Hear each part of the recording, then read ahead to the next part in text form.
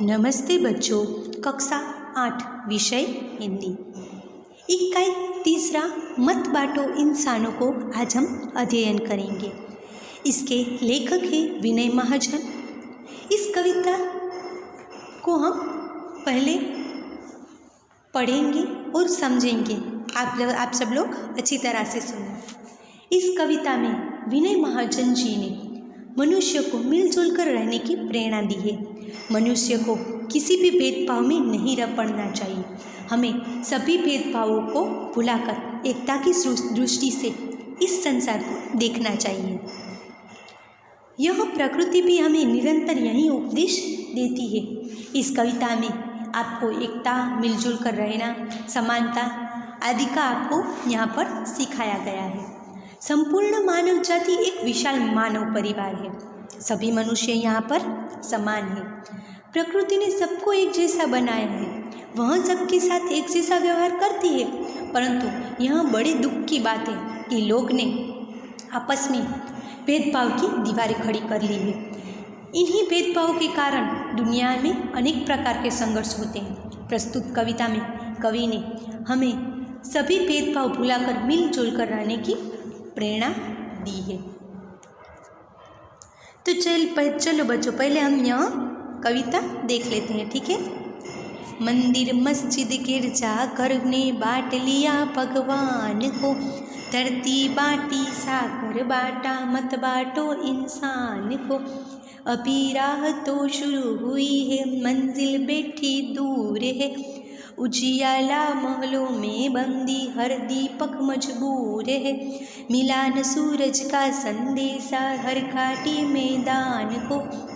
धरती बांटी, सागर बांटा, मत बांटो इंसान को। अब भी हरी भरी धरती है, ऊपर नीला वितान। पर न प्यार हो न तो जग सूना जलता रेगिस्तान। अभी प्यार का जल देना है हर प्यासी चट्टान को। धरती बांटी, सागर बांटा, मत बांटो इंसान को। साथ उठे सब तो पहरा हो सूरज का हर द्वार पर। हर उदास आंगन का हक हो खिलती हुई बार पर। रोंद न पाएगा फिर कोई मौसम की मुस्कान को।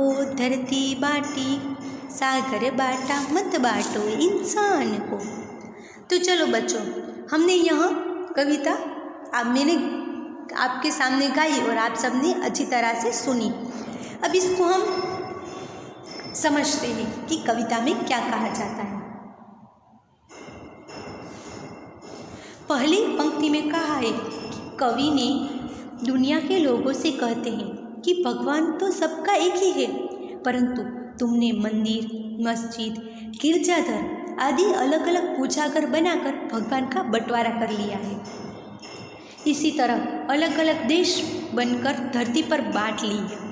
सागर के भी अलग अलग हिस्सों पर अधिकार कर लिया और उसे भी बांट लिया है। अब कम से कम इंसानों का बंटवारा मत करो। फिर दूसरी पंक्ति में कहा है, दुनिया में समानता की भावना फैलाने की अभी तो शुरुआत ही हुई है। समानता का प्रभाव पूरी तरह फैलने के पर भी अभी देर है। उसके लिए अभी बहुत प्रयत्न करना पड़ेगा। बिजली की रोशनी अभी केवल धनी लोगों पर के घरों में ही है।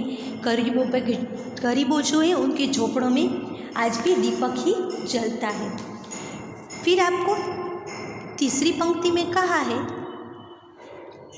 अभी सूर्य का संदेशा प्रत्येक घाटी और मैदानों को नहीं मिलाया पाया। मानव समानता का विचार अभी दुनिया के बहुत से लोगों तक नहीं पहुंचा है।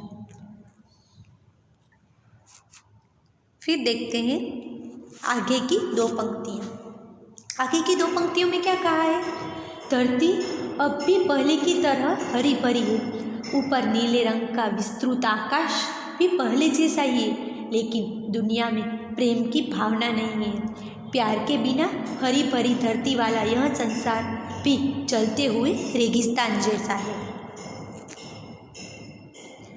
हमें हर प्यासे चट्टान को प्यार के लिए तरसते हृदयों को प्यार का शीतल जल देकर उसकी प्यास बुझानी चाहिए। फिर आगे की दो देखते हैं पंक्तियाँ। समानता के सूरज का प्रकाश तभी सबको मिल सकता है जब सब लोग एक साथ जग जाएं और अपना दरवाज़ा खोल लें। सबके घरों में, घरों के आंगन में तभी समानता का प्रकाश, समानता की भावना फैलेगी। हर आंगन में उसी तरह खुशी छा जाएगी जैसे बागों में बाहर आती है। विश्व में समानता का भाव फैलाने पर कोई किसी पर जुल्म न कर पाएगा। तो चलो बच्चों, आज हमने विनय महाजन द्वारा लिखी कविता मत बांटो इंसानों को, उसका हमने अध्ययन किया। इस कविता में हमको क्या प्रेरणा मिलती है? हमें इस कविता में यह प्रेरणा मिलती है कि हमें एकता से रहना चाहिए, हम सबको मिलजुल कर रहना चाहिए, हमें सबके साथ समानता रखनी चाहिए, कोई बड़ा और कोई छोटा नहीं होता है। यह सब कविता में इसका मूल्य समझाया गया है। तो चलो बच्चों, आपको भी यह कविता एक बार अच्छी तरह से पढ़नी है और उसके शब्दार्थ भी आपको होमवर्क में पढ़ने हैं। होमवर्क में फिर से दोहराती हूँ, आपको यह कविता एक बार पढ़नी है और इसके शब्दार्थ भी पढ़ने हैं। ठीक है, नमस्ते बच्चों।